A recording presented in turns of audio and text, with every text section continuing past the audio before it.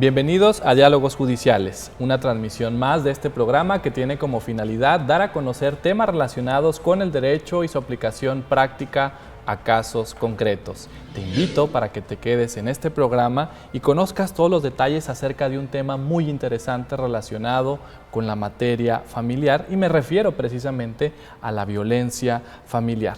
Para ello está con nosotros la magistrada Marlene Mendo Castán, que nos estará comentando más puntos vinculados a este rubro. Te invito también para que nos sigas en redes sociales y estés al pendiente de toda la programación que tenemos para ti. Te invito a que veas este video y conozcas más sobre la síntesis curricular de nuestra invitada. Adelante. Marlene Yuridia Mendo Castán es licenciada en Derecho por la Universidad Autónoma de Nuevo León. Cuenta con una maestría en Derecho Privado por la Universidad de Regiomontana, así como por diversos cursos en Derecho con orientación en materia familiar, derechos humanos y propios de la labor jurisdiccional. Dentro del Poder Judicial de Nuevo León, ha sido secretario del Juzgado en Menor Cuantía, asistente jurídico de la 9ª Sala Civil del Tribunal, secretario ejecutivo de la Comisión de la Carrera Judicial, así como de Disciplina del Consejo de la Judicatura. Fue juez de primera instancia en materia familiar. Actualmente es magistrada de la 6ª Sala Familiar del Tribunal Superior de Justicia de Nuevo León.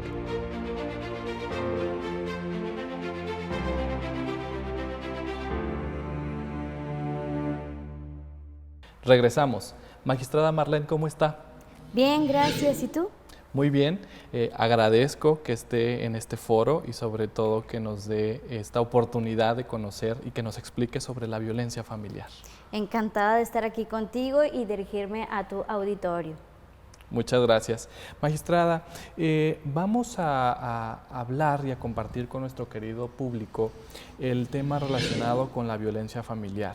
Y me gustaría hacer la aclaración que nos estaremos centrando única y exclusivamente en las herramientas, en las posibilidades y sobre todo en los procedimientos que la legislación civil y familiar pone a disposición de las personas para que pues, de alguna manera eviten que se siga gestando la violencia familiar. Pero primero que nada, y es irremediable y es prácticamente de obligado tocar el tema de qué es la violencia familiar. ¿Qué nos podría decir al respecto? Sí, Sergio, con gusto. Lastimosamente es un tema que cada vez va en aumento y que por lo tanto todos debemos de estar claros para poder identificar cuándo pudiéramos estar en algún hecho que se pueda tener estos tintes de violencia familiar. Y mira, te explico. Qué bueno que haces la precisión que vamos a abordar este tema desde nuestra legislación del Código Civil y el Código de Procedimientos, sí, que es a los que me voy a referir y ser muy puntual con lo que voy a manifestar. En estas legislaciones se establece que vamos a estar en presencia de violencia familiar cuando una persona realice actos de índole abusiva hacia tu persona. Y aquí es quiénes pueden ser, quiénes entrarían en esto. Bueno, aquí es importante destacar que esta persona debe de tener un grado de parentesco hacia ti o bien una relación, pero también esto se hace extensiva a que esta relación puede estar presente o que estuvo. Te lo pongo ya en ejemplos, sí, quiénes pueden entrar en esta situación para catalogar e identificar que estamos en presencia de violencia familiar. Estaríamos hablando que es tu pareja, tu esposo, tu esposa, padres, hijos, abuelos y otros familiares en ciertos grados y los colaterales. Muy bien. Aquí el punto es, insisto, esa referencia, que tengamos esa relación, pero también por eso hacía hincapié en que es una relación vigente o que bien que fue una relación. Aquí entrarían los exconsortes o bien el exconcubino. Entonces de ahí que esto sí hay que ser muy énfasis en este aspecto, que esto es lo que nos va a definir que es violencia familiar, porque existe esta relación, este vínculo para que estemos en presencia de violencia y también familiar. Te comentaba que son estas conductas abusivas de índole en ese sentido. ¿Y cómo puede uno detectar? Bueno, cuando es someter, controlar, degradar y indiscutiblemente agredir. ¿Cómo? ¿Cómo pueden ser estas? Bueno, las vamos a identificar que ya sea una agresión física, psicológica, sexual, patrimonial o económica. Perfecto, magistrada. Me llama mucho la atención lo que usted comenta en el sentido de que la violencia familiar no solamente es algo presente, es algo que está pasando en el momento y que a sabiendas de que está pasando se realizan las medidas legales necesarias para evitar que siga pasando. Sino que también me llamó mucho la atención el hecho de que haya pasado anteriormente y que lo que detona la violencia familiar es el vínculo de parentesco o de alguna manera familiar, ese modelo familiar, estas relaciones que se dan de cualquier tipo, no solamente el matrimonio, sino también entre hijos, entre padres, entre abuelos quizá, esa posibilidad de que se actualice la violencia familiar. Pero centrándonos exclusivamente en los tipos de violencia, eso implica que no solamente se podría explicar la violencia familiar en lo particular, sino que en sí existen rubros que se desmembran de la violencia familiar. Y usted nos comentaba, por ejemplo, de la psicológica, física, patrimonial, pero ¿qué más o qué tipo de violencia familiar existen aparte de estos que usted nos comenta?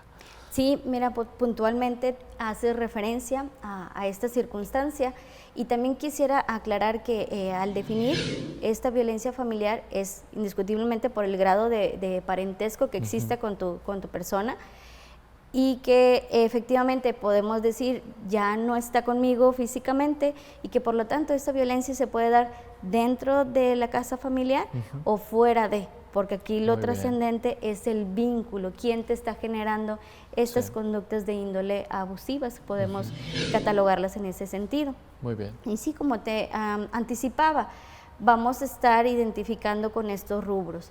Al decir que es la psicológica, pues sí, su nombre ya nos indica y nos lleva, ¿verdad? Que son ya afectaciones en el trastorno mental. ¿Y cómo las podemos ver? Bueno, cuando ya te provoca un cambio en tu personalidad, en tu conducta. Eso es la violencia, que es muy diferente a la física, que es la más palpable, la más visible, efectivamente, y que es a través del uso de la fuerza. Y también las que no son visibles de alguna manera, pues es más que nada la psicológica. Ya entramos en otro apartado que es también la sexual, que definitivamente pues es el daño a la integridad de la víctima, es una agresión en su sexualidad y que pues obviamente ahí va el rubro más protegido por todos, ¿no? Los derechos humanos, que es la dignidad de la persona. También entra aquí en otra especie la violencia económica. ¿Esta cómo la podemos detectar? Bueno, pues es aquella persona que está haciendo los actos de violencia. ¿Y cómo se va a hacer patente en este rubro? Pues cuando oculte sus ingresos económicos, o bien no te diga bien cuánto tú estás ganando, que él reciba todo el dinero y que nunca estén las cuentas claras, por ejemplo. Entonces ahí es esa violencia económica. Por su parte, la patrimonial, pues es aquella cuando se hacen actos o se dejan de hacer con la intención de dañar el patrimonio, la vivienda, o bien afectan la subsistencia de la víctima. Aquí, ¿cuál es el punto? Que bien no estamos de alguna manera a identificar, a poner en cada rubro, pero aquí lo importante es cuando se haga alguna denuncia, un escrito, que más adelante nos vamos a referir puntualmente, es establecer qué es lo que tú estás viviendo, qué sientes, muy puntual, para que como autoridades podamos realmente hacer lo que tú también ahorita anticipabas, prevenir o bien detener los actos de violencia que se estén presentando. Desde luego. Me parece que esta explicación que usted nos ha dado muy puntual, vinculada a los tipos de violencia, los retomo, es la violencia psicológica, física, sexual, patrimonial, económica. Es importante saberlos detectar y actuar de inmediato para evitar que se siga aconteciendo estos lamentables hechos. Pero me llamó mucho la atención, magistrada, lo que decía en el sentido de que el eje rector es la protección a la dignidad humana y a los derechos humanos. Entonces creo que esa es una manera de de entender y de visualizar que se están presentando estos tipos de violencia familiar. Magistrada, pero una vez que ya a manera de introducción comentamos la definición de violencia familiar y los tipos en los que se puede presentar, ¿qué puedo hacer si mi pareja me agrede en cualquiera de las formas que me dice? Creo que hasta es un poco difícil primero reconocer que necesito ayuda y después pedirla. ¿Qué puedo hacer? Muy interesante el cuestionamiento que haces y que da la pauta a que podamos hacer la referencia, que el Estado nos protege ante este tipo de situaciones y como también ahorita se hacía referencia, es esta protección que está de los derechos humanos.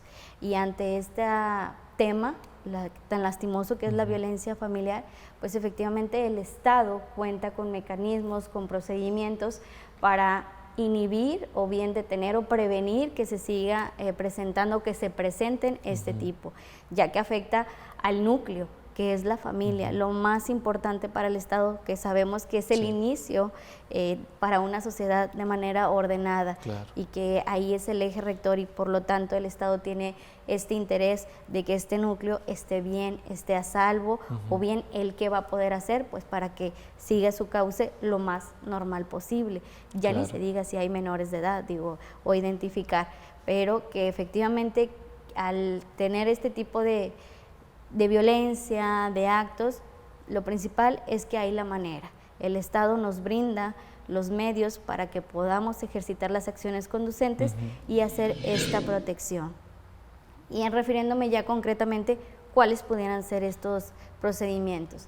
Bueno, están los actos prejudiciales. Y aquí, insisto, es analizar cada caso particular, ¿verdad? Para poder enfocarnos en ellos. En ellos. Entonces, nos está comentando usted que el Estado nos brinda esa protección y nos ha dado una referencia o una herramienta para evitar la violencia familiar, que es los actos prejudiciales. ¿Qué le parece, magistrada, si en el siguiente bloque retomamos estas herramientas que las personas tienen a su alcance para evitar la violencia familiar y, desde luego, acercarse al Estado a través de las vías legales correspondientes? Vamos a una pausa y regresamos. Seguimos en Diálogos Judiciales por la señal de Canal 28.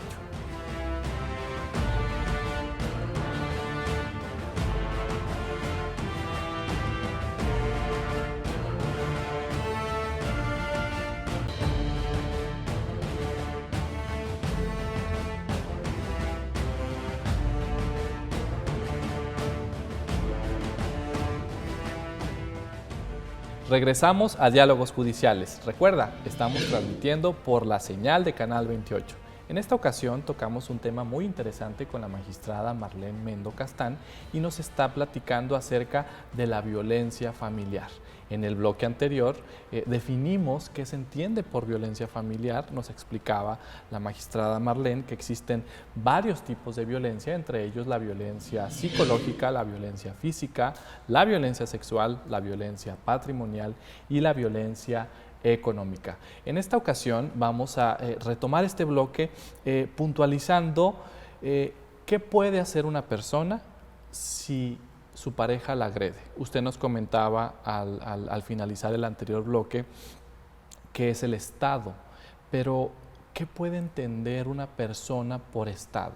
O sea, hay una oficina que dice Estado y yo voy y digo que estoy resintiendo esta violencia, ¿o qué podemos definir por tal mención? Sí, mira, qué bueno que se hace esa pregunta para que quede claro, ¿verdad? Y que sea el punto, saber finalmente dónde vamos a acudir al estar en presencia de este tipo de conductas, ¿no? De una persona. Y al decir nosotros, el Estado es propiamente porque el legislador ha cumplido su labor a través de la publicación del Código Civil y el Código de Procedimientos Civiles y también al instaurar propiamente los órganos jurisdiccionales, que son los que tenemos la maquinaria para accionarla y a cumplir con el fin, que fue establecido ya por el legislador y que esto se traduce propiamente en el área de nosotros del Poder Judicial con los juzgados que son competentes para dirimir este tipo de procedimientos, porque también hay que estar claros que se puntualizaba desde el inicio de este programa que vamos a hablar únicamente de este aspecto, de lo civil y de lo familiar, pero sin dejar a un lado que también esto está regulado en materia penal y que también existe esa protección por esos jueces competentes y que también está involucrada otra autoridad que puede ser finalmente Fiscalía, donde también pueden hacer la recepción y que mis comentarios van a ser en la recepción de estas denuncias o procedimientos que reciba propiamente el Poder Judicial para atenderlos a través de nuestros órganos competentes. Muy bien, pues qué interesante saber que existen personal dedicado, personal capacitado para atender estos casos de violencia familiar y sus formas de erradicarla. Y situándonos en ese quehacer, en ese espectro de posibilidades para evitar la violencia familiar y los tipos que usted nos ha comentado, nos decía también en el bloque anterior que existen los actos prejudiciales como herramientas legales. ¿Son los únicos o existen más herramientas legales o procedimientos que podamos iniciar para erradicar la violencia familiar, magistrada? Así es, Sergio. Mira, podemos hablar de tres. Hacía ya referencia a los actos prejudiciales y voy a mencionar los siguientes y ahorita me detengo a explicar un poquito cada uno de ellos. Están también las medidas cautelares y las órdenes de protección. Yo creo que este tema lo ubicamos un poquito más como órdenes de protección. Muy bien. Y vamos a hacer la referencia para que efectivamente quede claro cuál es el objetivo de cada uno y que si por alguna situación estamos inmersos en una situación de violencia familiar, uno pueda concluir finalmente qué es lo que debo de hacer y sobre todo esta visión para que la finalidad del legislador, que es esta protección o en su caso evitar o suspender estos actos de violencia, realmente se cumpla. Perfecto. Hacer referencia de los actos prejudiciales, nuestra legislación establece básicamente que serían dos para cuando se suscite entre esposos, consortes, que es el acto prejudicial de separación de cónyuges, o bien el acto de separación, el depósito de menores. Están estas dos situaciones. ¿Y qué implica? Ya hacíamos referencia que es importante el vínculo, el parentesco.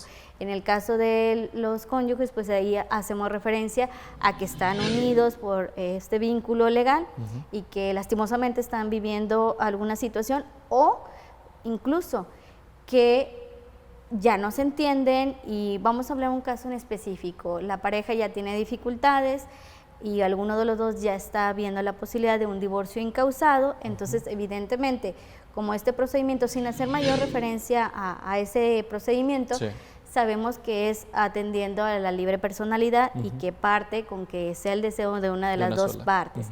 Pero efectivamente es el deseo de uno y qué tal si del otro no, sabiendo que va a provocar alguna situación, pues yo no me voy a poner en riesgo, sé que lo he platicado con él o con la pareja y no lo tomó bien, pero por eso existe una expectativa muy latente de que cuando ya le llegue la documentación o en su caso el emplazamiento o se entere de que mi intención ya no es hacer vida en común, pues evidentemente yo lo conozco y ha tenido otros incidentes de violencia, entonces es muy probable que esto detone esta situación y pues no me voy a esperar, ¿verdad? Claro. A efectivamente englobar o encuadrar en algún específico caso de psicológica, física y demás que ya se mencionaron, pero está esa posibilidad, entonces yo ya quiero preparar mi acto, pero previo sí necesito que se haga esta separación. Claro. Por eso es el acto prejudicial, su nombre lo indica. Previo a juicio. Exactamente, muy bien, en ese aspecto.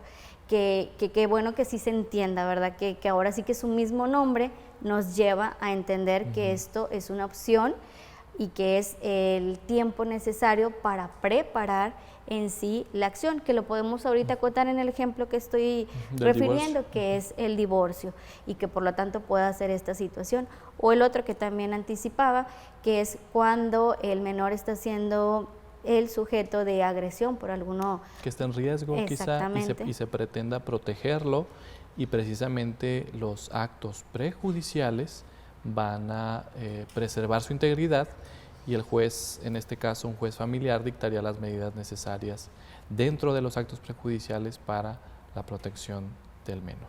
Así es, y que como autoridades pues somos las encargadas de advertir todos estos temas, y que si bien partiendo de una exposición que se haga en esta solicitud, pues uno debe de identificar, porque si estamos en presencia de menores, ¿qué va a implicar este procedimiento? Pues obviamente por la vulnerabilidad de los mismos es una mayor protección, y que eso no se entienda que se haga alguna discriminación, sino que es un grupo que por su minoría sí necesita esta protección. ¿Y qué va a implicar? Pues obviamente que como autoridad necesitamos la intervención del Ministerio Público, si va a ser necesario escucharlo, pues que tenga esta atención psicológica, saber si tiene la edad suficiente, por si la autoridad lo requiere escuchar para tener un mayor parámetro. Claro. Pero todos estos tipos de mecanismos o procedimientos partimos que es de la presunción, es decir, como se hacía referencia, que aquella persona que se sienta, que está viviendo algún tipo de estos actos, sienta esa protección que efectivamente el Estado tiene, y que es a través de estos mecanismos. Pero ya sería muy puntual de cuál es tu caso particular, claro, ¿verdad? En cuál estás tú, si es por estos actos prejudiciales, o bien está también las medidas cautelares. ¿Cuáles son estas? Podemos hacer la referencia que estas se dan cuando ya hay un procedimiento iniciado. Es decir, vamos a citar ejemplos: un incausado, algún juicio de custodia, convivencia, alimentos, ya está iniciado, y en la etapa que sea se suscitan estas situaciones de violencia.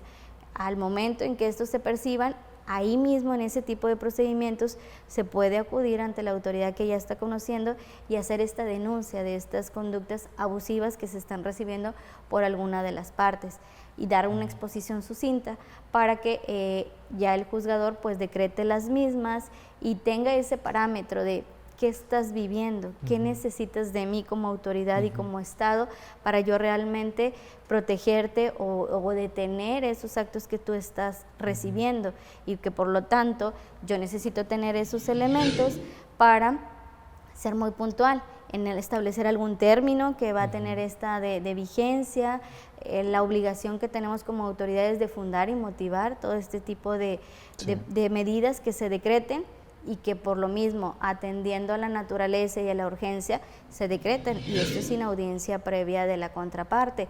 ¿Por qué? Porque se les da el beneficio a la persona que hace la denuncia, y es un tema tan delicado que partimos de ahí, de la presunción y de la buena fe con la que nos debemos de conducir, y que estas son concedidas de esa manera, pero que también pueden ser revisadas de manera periódica para no caer en el extremo de que es algo tan benéfico para la parte, y que no se haga un abuso indebido de este tipo de medidas, y que por lo tanto la autoridad siempre puede valorar que mientras subsisten las condiciones de riesgo, pues estas medidas van a tener esa vigencia. Magistrada, me llamó la atención el hecho que decía que una vez iniciado el procedimiento, me queda claro que los actos prejudiciales pues son previos a juicio. Entonces, no es que si ya inicié un procedimiento, perdí el derecho para promover un acto prejudicial, sino que ya inicié un procedimiento y tengo derecho a solicitar una medida precautoria, que usted señalaba las bondades de este tipo de medidas. ¿Son parecidas a los actos prejudiciales? O sea, ¿se podría, por ejemplo, solicitar la separación provisional de personas? ¿O qué medidas específicas podría decretar un juez una vez iniciado un procedimiento judicial? Bien, es correcto, Sergio. Estábamos haciendo referencia a estos procedimientos y que éramos muy puntual, dependiendo tu caso, la necesidad o lo que estés viviendo, es el caminito, por así mencionarlo, que se tendría que tomar. Y efectivamente, al hacer la referencia de los actos prejudiciales, pues es muy específico, y tan es así que ahí el vínculo está bien marcado, porque estamos hablando de que es el menor que está viviendo algún tipo de agresión, y en este caso pues son los esposos, y pues estamos hablando del acta de matrimonio. Así es. En su caso, al mencionar las medidas, efectivamente es un derecho que va a tener cualquier persona que está viviendo este tipo de actos, y que estas medidas cautelares es la característica, que es ya iniciado el procedimiento, pero efectivamente no se habla de que en ningún momento se pierde el derecho, sino es identificar, porque está el otro tema, las órdenes de protección. Sí, ¿cuáles son estas? Bueno, estas, insisto, también gozan de esta categoría de que son precautorias de manera urgente, se parte de la presunción y estas pueden tramitarse, solicitarse, iniciado el procedimiento o antes. Muy bien. Antes. Esa es la diferencia entre los actos prejudiciales y medidas cautelares u órdenes de protección. Así es. Que, insisto, los actos perjudiciales sí está muy marcado a que definitivamente es preparar tu acción. Necesito que ahorita sí se retire el posible agresor para pues estar, insisto, tranquila en este tema y inmediatamente hacer el siguiente acto, que lo referimos al ejemplo del divorcio incausado. La medida cautelar, bueno, eso se hacía referencia que es iniciado cualquier tipo de procedimiento y que efectivamente, como tú dices, no hablemos de que ya perdí el derecho, ¿verdad? Porque ya tengo iniciado el procedimiento, ya no puedo hacer nada si estoy viviendo un acto de violencia, siempre. ¿Qué puedes hacer? Tanto una orden de protección como una medida cautelar. Medida cautelar. Pues qué interesante saber que existe este universo de posibilidades que desde luego a mí me parece que no es necesario que las personas que lo soliciten o que las personas que requieran un procedimiento de esa naturaleza sepan puntualmente lo que dice la ley. Creo que ahí es importante que sepan que existen profesionales del derecho, en este caso abogados y abogadas, que están a su disposición para ayudarlos de la mejor manera. Magistrada, ¿qué le parece si vamos a una pausa y regresamos para retomar el tema sobre violencia familiar? Con gusto. Adelante, esto es Diálogos Judiciales y estamos por la señal de Canal 28.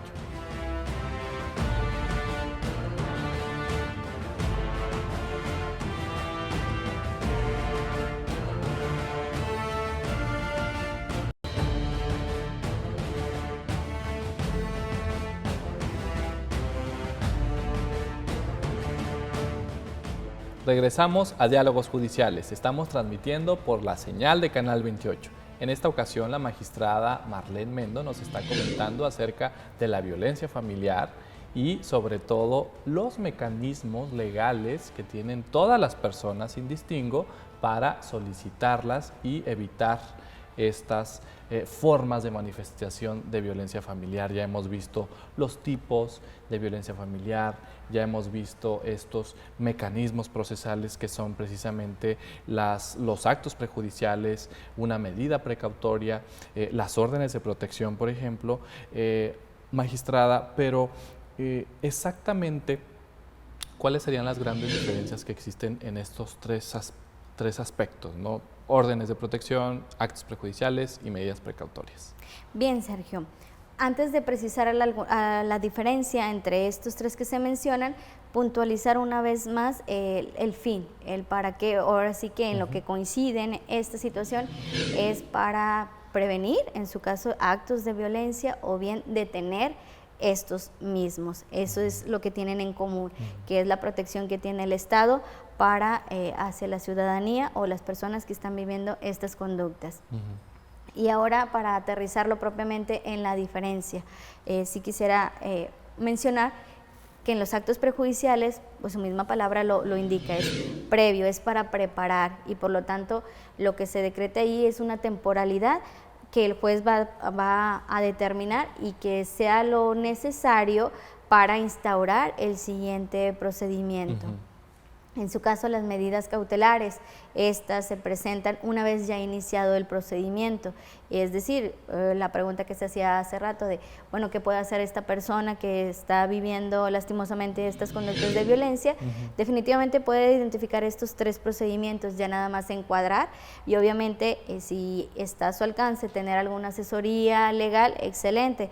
Pero también está desde Defensoría de Oficio y estos despachos que dan esta asesoría, o bien directamente, porque otra manera de presentar este tipo de denuncias es de manera directa, sí, de manera verbal. Muy bien. Entonces, de ahí la trascendencia es y ver cada caso y que de cualquier manera la protección está. Que se hacía referencia, no está sola la persona que esté viviendo esta situación, sino que únicamente es acercarse con la autoridad sin mayor formalismo y es realmente acudir para esta protección que ahí está. Ya es únicamente identificar a través de qué trámite es el idóneo para cada caso particular. Muy bien. Y que por su parte las órdenes de protección Estas pues pueden tramitarse o promoverse iniciado el procedimiento o bien antes de iniciado este procedimiento, y que insisto, es un mecanismo más con la finalidad de detener y proteger para estos posibles actos de violencia. Claro, desde luego tener en cuenta que el hecho de que, atendiendo a que tienen diferencias cada herramienta legal, pues no podemos, por ejemplo, promover las tres al mismo tiempo, porque en todo caso eso provocaría un tema complicado para la autoridad de detectar exactamente qué está pasando y cómo puedo reparar lo que realmente se está sometiendo a su consideración. Entonces hay que tener en cuenta esa circunstancia, identificar claramente el tipo de violencia familiar, pero también identificar qué medida o qué herramienta de las que ya ha mencionado la magistrada es necesario presentar ante la autoridad competente. Magistrada, centrándonos exclusivamente en órdenes de protección, ¿qué nos puede decir acerca de cómo puedo presentarlas, acerca de sus características y acerca de las bondades que nos representa este mecanismo, órdenes de protección? Así es, Sergio.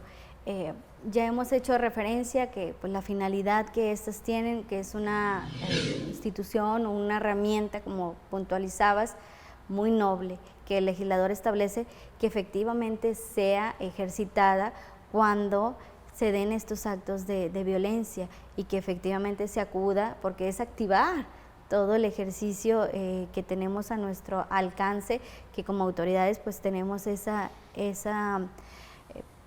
aptitud, y que contamos en su caso con fuerza pública si va a ser necesario, o la intervención de las autoridades si hay menores, psicólogos o bien personal del DIF, insisto, ya sería atendiendo cada caso particular, pero que por lo tanto sí necesitamos que esta denuncia, esta narrativa, la cual puede ser tanto de manera escrita como de manera verbal, sí se haga una exposición detallada de los hechos, el peligro en el que tú sientes que estás, qué condiciones, qué es lo que tú estás viviendo, para que uno efectivamente pueda advertir y encuadrar qué es lo que realmente necesitas. Sí está la situación de las órdenes de protección, y es cuáles y qué necesitas de parte de la autoridad para que éstas ya no se sigan presentando, detener, o en su caso lo que corresponde en cada caso particular. Pero para ello es vital tener esta situación de los hechos, qué es lo que tú estás sintiendo, lo que estás viviendo, y lo más específico que se pueda es mucho mejor para obviamente atender tu caso pues en amplitud, ¿verdad? Así es, desde luego.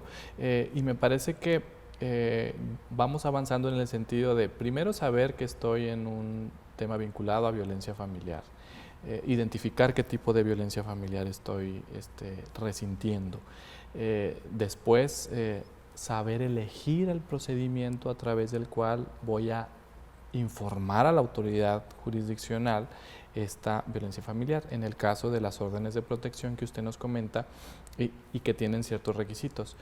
Pero, por ejemplo, hay ¿hay órdenes de protección en general o existen tipos o clases de órdenes de protección en específico? Sí, así es, Sergio. Insisto que esto es partiendo de los hechos que se expongan, pero que podemos hablar que nuestra legislación da la pauta para clasificar en qué son de emergencia, las preventivas y las civiles, y que como autoridad tenemos nosotros la obligación de identificar, partiendo de la exposición que se realice, cuáles son las que tú pudieras necesitar para estar realmente cubierto o protegido por parte de la autoridad, ¿verdad? Y de tener, insisto, estos actos. Estas órdenes de protección se inicia, ya se puntualizaba que puede ser de manera escrita o de manera verbal, pero siempre con el énfasis que deben de ser con la protesta de decir verdad. Insisto, porque aquí es partir de la presunción de que la persona que haga esta denuncia es porque realmente está viviendo estos actos. Y ya advirtiendo esa narrativa, esa solicitud, pues bueno, ya la autoridad decretará en su caso estas, las que ya entramos en la clasificación, que propiamente pues son las de emergencia, que son atendiendo a la gravedad, la violencia que se está haciendo referencia. Y para que quede un poquito más claro, voy a hacer nada más mención de ciertos ejemplos. Sí. Que puede ser, pues evidentemente es sacar al agresor del domicilio, o bien que en su caso la persona por estos actos que ha estado viviendo tuvo que retirarse del domicilio y necesita ser incorporada a él nuevamente. En las preventivas, pues su nombre lo indica, son aquellas que están diseñadas pues para contener lo que pudiera pasar. Con un ejemplo creo que queda más claro, que es el inventario de los bienes de uso común de la sociedad conyugal, para que se evite que estos salgan a la venta o algo, entonces que de manera preventiva pues se haga este inventario, sí, en lo que ya se instaura propiamente el procedimiento. Y por su parte están, bueno, aquí también entrarían cuando es la necesidad de algunos documentos, es decir, tú también ya decidiste salir del domicilio, pero necesitas cierta documentación que es importante, o objetos de uso personal, que también a través de estas medidas pues se solicita el ingreso únicamente para esa situación, y obviamente con la protección de vida, el acompañamiento correspondiente de la fuerza pública en su caso, para que todo se mantenga pues lo más tranquilo posible, y insisto, evitar que esto pudiera escalar si es que no se ha presentado alguna violencia física. Claro. ¿No? Y que por su parte también es la entrega de estos documentos. Por su parte también están las civiles, que estas ya van más tendientes a los bienes muebles, inmuebles, o que también sirven para, atendiendo a estas conductas de violencia, suspender las visitas o la convivencia, o también se habla del pago de alguna pensión. Muy bien, pues qué puntual fue al explicar caso por caso el tipo de violencia, perdón, el tipo de órdenes de protección que erradican la violencia. Y magistrada, me llamó la atención lo que refería en el sentido de que quienes presenten una orden de protección deben narrar los hechos. Entre más puntuales mejor, entre más precisos y claros mejor. Pero los hechos por sí solos justifican la imposición o la declaración de una orden de protección, o es importante ofrecer también pruebas. Por ejemplo, si alguna persona resiente una violencia física, pues evidentemente podría su cuerpo manifestar lesiones. ¿De qué manera le informo al juez que las tengo en mi cuerpo? ¿O de qué manera le informo al juez otro tipo de violencia psicológica? Por ejemplo, violencia sexual quizá. ¿Es importante ofrecer pruebas o basta con los hechos en las órdenes de protección? Me parece muy interesante la pregunta, y yo creo que es parte fundamental de este tipo de solicitudes, y que ya se había hecho referencia a que este tipo de herramientas legales parten de la presunción, y desde ahí es que no se requiere propiamente algún medio de convicción. Si se tiene, insisto, qué mejor. Ahora sí que es para abonar, pero partimos de que no es necesario. ¿Por qué? Por el tipo de procedimientos que estamos haciendo referencia, y porque se está en presencia de violencia. Porque sabemos que para todo tipo de procedimiento y demanda es vital el documento base, pero estos son actos o medidas que son precautorias, y que por la urgencia pues estamos claros que ante una situación, y que en el supuesto de que se haga de manera verbal, es pues acabo de ser agredida por la persona y me salí y no tengo nada, pues evidentemente la autoridad no puede partir de que pues te la desecho, ¿verdad? Porque no hay algún medio de convicción, sino todo lo contrario. Si hay algo visible o se puede acompañar, pues se agrega, pero si no, es únicamente con el ejercicio que se haga en su caso. Vamos a partir de esa hipótesis, que se haga de manera verbal. Muy bien. Se toma la narrativa de los hechos y sin existir algún documento, pero ¿qué se hace? La narrativa y el exhorto también a la persona que está haciendo la denuncia de que todo eso se va a tomar bajo protesta de decir verdad, y que evidentemente es un delito falsear ante una autoridad, y que no se haga un abuso indebido de este tipo de órdenes, porque el fin y la naturaleza es muy noble y es para este caso concreto de cuando realmente se esté en presencia de algún tipo de violencia, sean ejercitadas estas herramientas legales y no caer en un abuso. ¿Por qué? Porque partimos de que no hay una audiencia a la contraparte, sino que se da crédito a lo que tú dices. Como víctima tienes la presunción, pero también hay que ser claros que esta pues es derrotable. Una cosa es que viene la persona y evidentemente no vamos a hacer mayor investigación en el caso de las órdenes de protección. ¿Por qué? Porque se está alegando que está en peligro tu dignidad, tu integridad, y que pues como autoridades debemos de inhibir o prevenir esos actos. Claro. Pero que también, insisto, estos deben de estar en un control por parte de la autoridad y que para ti no es necesario algún medio de convicción, pero no es impedimento para que sí pueda abonar y no se enriquece más para este tipo de procedimientos, para que la autoridad pueda hacer su trabajo. Desde luego, y sobre todo que las personas que actualmente nos están viendo sepan que las manifestaciones de violencia no son aprobadas por el Estado, al contrario, son sancionadas y existen estos mecanismos que puntualmente la magistrada Marlene nos ha estado mencionando. Vamos a una pausa comercial y regresamos a Diálogos Judiciales. Estamos por la señal de Canal 28.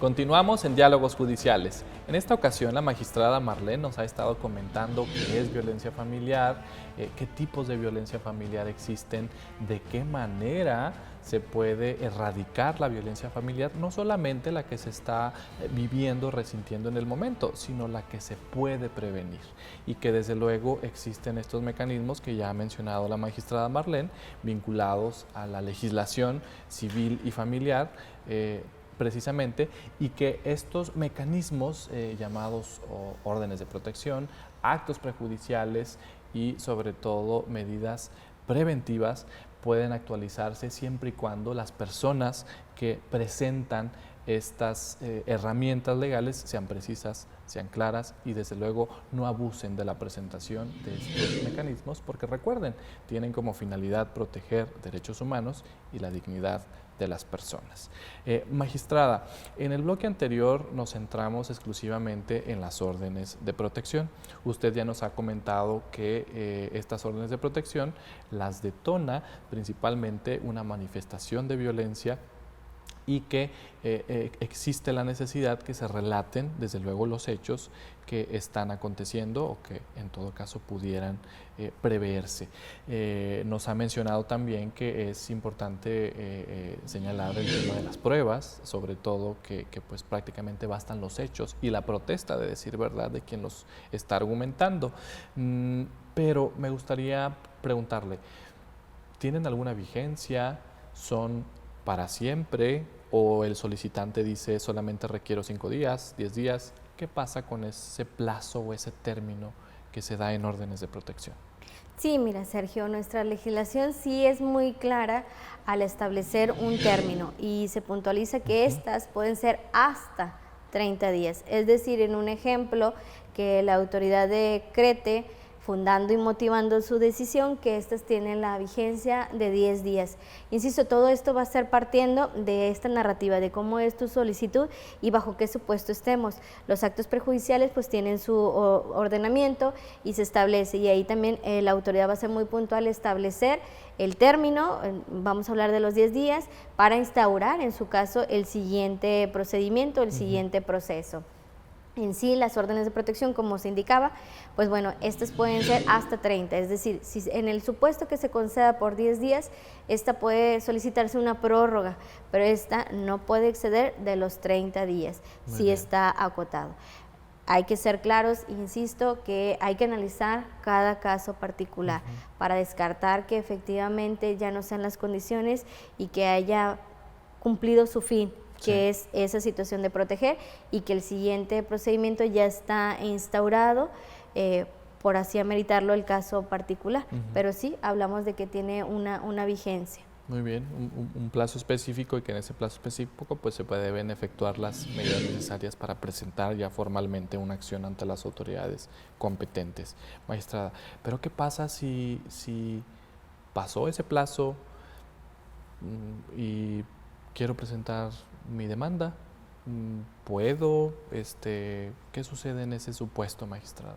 Sí, aquí insisto, por la bondad de este tipo de procedimientos y que si estamos en el supuesto de una violencia, pues es la necesidad de darle continuidad, de esto por la urgencia y que en el supuesto es necesito que me atiendan a través de esta herramienta que son las órdenes de protección, es únicamente porque voy a tener este lapso para realmente instaurar, si es así en el supuesto, el siguiente procedimiento y ahí mismo solicitar que en su caso estos continúen, si así lo amerita. Insisto, esto sí es partiendo mucho de la buena fe con la que nos debemos de conducir para evitar caer en un exceso, en un abuso de esta figura tan noble que es enfocada cuando realmente se esté en presencia de algún supuesto de violencia familiar. Muy bien.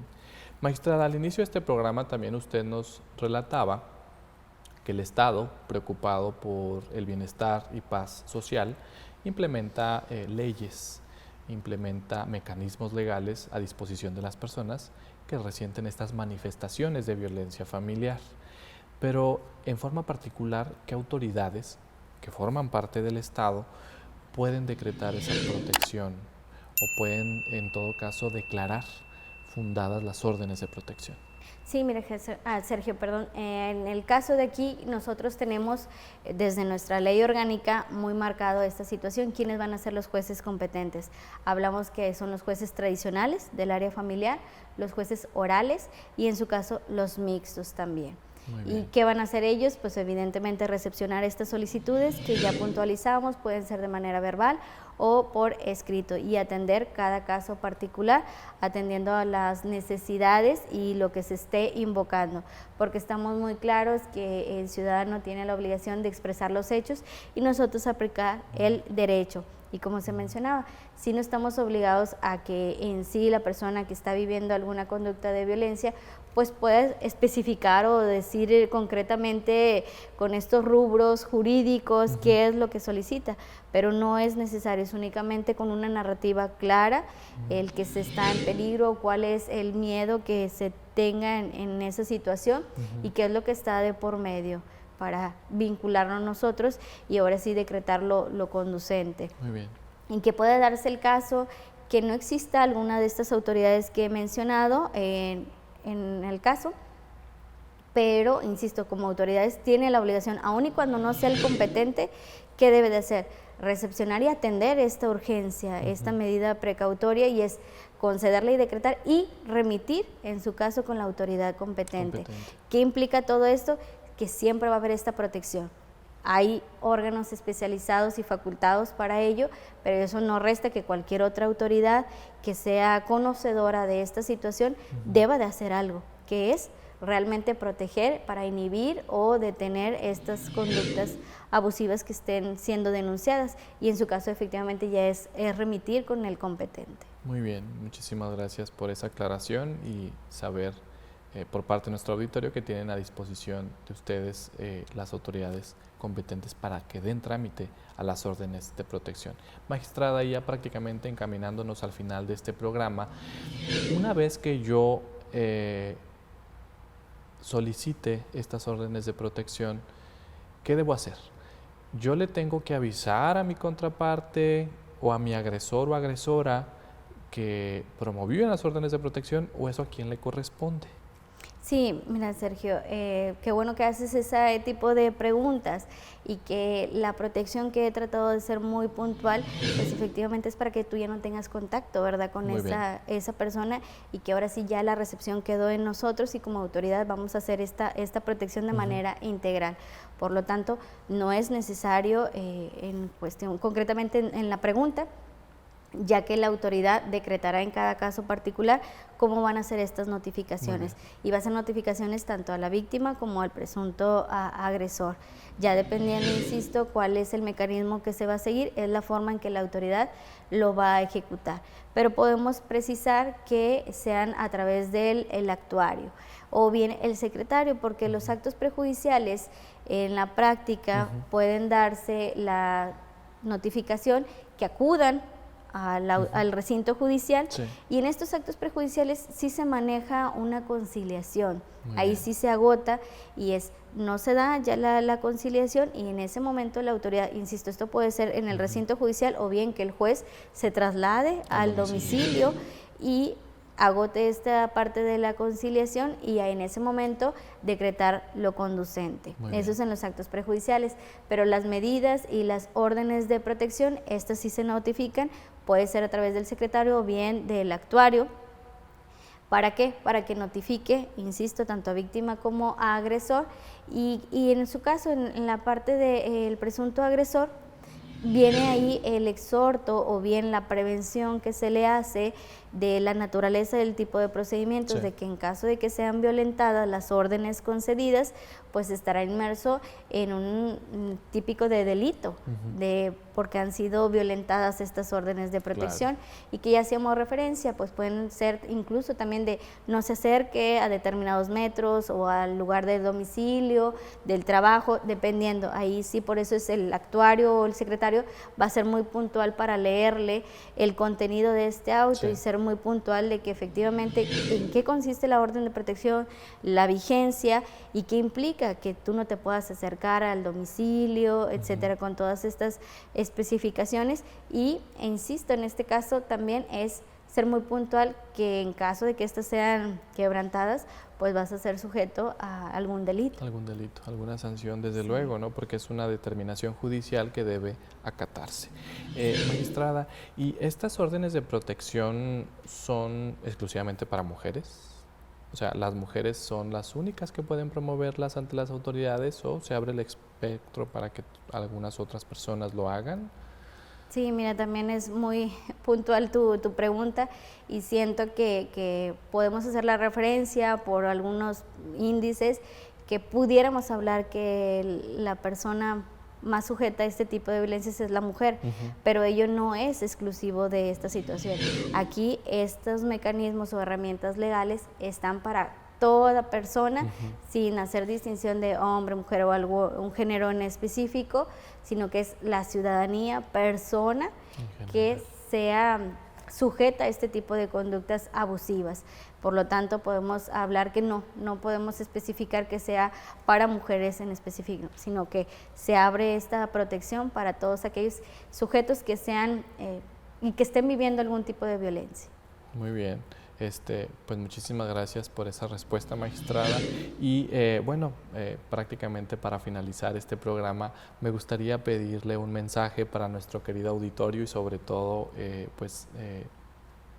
enviarles esta idea de que están a su alcance los medios legales correspondientes para evitar cualquier manifestación de violencia. Sí, así es, gracias, agradezco este espacio y por mi parte espero haya quedado clarificados ciertos temas para que evidentemente siga esta intención y este recordatorio que no se sientan solos en el momento que sufran algún tipo de violencia familiar, sino simplemente tener la claridad de qué tipo de procedimientos se puede hacer, identificar cuál es el camino que se va a seguir y evidentemente que sean solicitadas cuando se dé el caso particular, para evitar caer en un exceso, un abuso de estas figuras, ya que son muy nobles y el fin es eso, detener, inhibir o bien prevenir cualquier acto de violencia. Muchísimas gracias, magistrada. Agradezco que haya aceptado la invitación a este programa para compartir temas que usted bien conoce y pues esperemos que para la próxima acepte otra invitación para seguir comentando aspectos netamente familiares o de cualquier otro tema en beneficio de nuestro auditorio. Te agradezco bastante y al auditorio en general, y fue un gusto compartir estos momentos aquí contigo. Muchísimas gracias, y pues también invito a nuestro querido auditorio para que esté al pendiente de las publicaciones que periódicamente el Poder Judicial del Estado de Nuevo León a través de su comité editorial realiza. Estas publicaciones son gratuitas, las pueden descargar, las pueden compartir y incluso estar al pendiente de cada una de ellas que se realizan en la página que están viendo en pantalla. También los invito para que estén al pendiente de nuestras redes sociales que están apareciendo en pantalla y estén desde luego cercanos a toda la información que tenemos para ustedes. Esto fue Diálogos Judiciales, estamos transmitiendo por la señal de Canal 28.